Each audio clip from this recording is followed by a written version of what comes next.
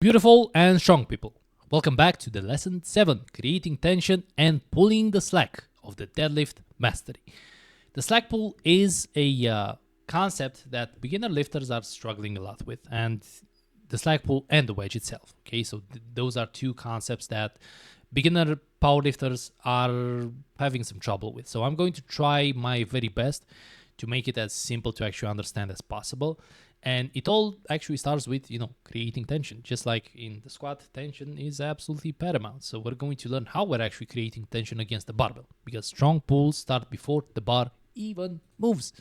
So what tension means? Well, you guys already know what tension means. It's full body engagement before the pull. The lats are tight, the bar is remaining close, the brace is locked, the feet are locked. Okay, we're trying to create a slight flex of the bar, and I'm going to show you how that really looks like.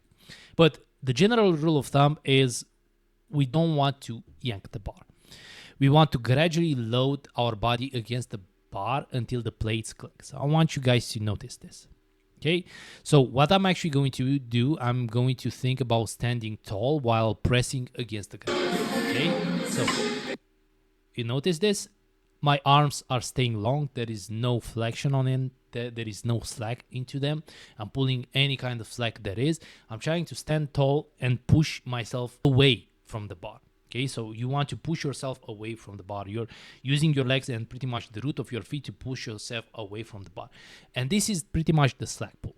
Okay, you're anchoring yourself to the bar. You're already anchored to the ground. Now you have to be anchored to the barbell. Okay, so it's a push and a pull. It's a push and a pull. And a good slack pull, you're going to realize the slack pull when you're going to hear the click. Okay, so that's your signal point. When you hear that click, you know that the barbell has actually been making contact with the plate. Okay, because there is a slight, space between the barbell and the plate. You're actually bringing the plate towards the upper part of the plate the plate. Yeah, you're bringing the barbell on the upper part of the plate. You're quite literally giving momentum of the bar. You're using the barbell to actually tension your body, and you're giving momentum to the bar. So when it actually breaks the floor, it's much easier. So the bar should feel weightless for a split second before you're actually initiating the pull. Because we're going to learn about this on the wedge. We're going to bring the hips to the bar, and the bar will just pop off the floor if we're actually doing that correctly. Okay, so the slack pull is pretty much anchoring yourself to the bar, trying to push yourself away from the bar, removing any kind of slack that you have within your arms. But in order to actually do that correctly, you need to actually think about pushing away and not yanking. Okay, so you need your feet to be rooted into the floor. You need to think about leg pressing the earth away. You need to think about pushing, then pulling. The hips, chest, and bar will rise together. And of course, the bar breaks smoothly, not violently, but in control. So as performance points, global tension, no slack in the system.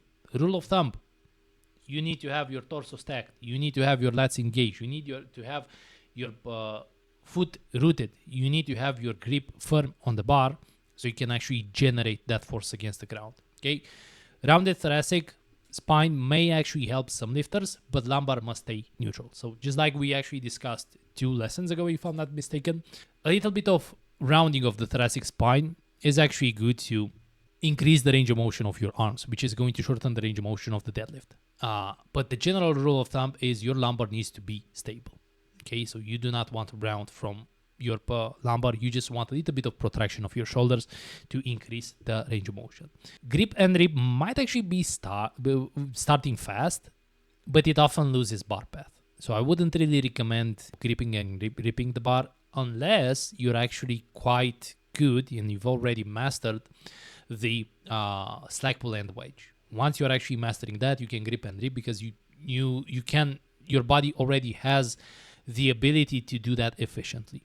Patient tension will always be better than fast tension. Okay, it's smoother and a stronger lockout. So in summary, tension before movement means an efficient pull. You need to create tension under a patient pull. Okay, you want to pull slack until the bar clicks. That's your signal that you can actually wedge.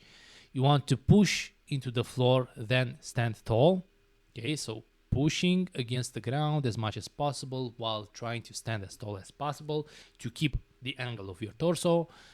Grip and rip leaks power, but patience builds it. So, grip and rip only if you know that you've already mastered the slack pull and the wedge. But until then, be patient so you can actually really guide your central nervous system about how to do this properly. Catch you on the next one.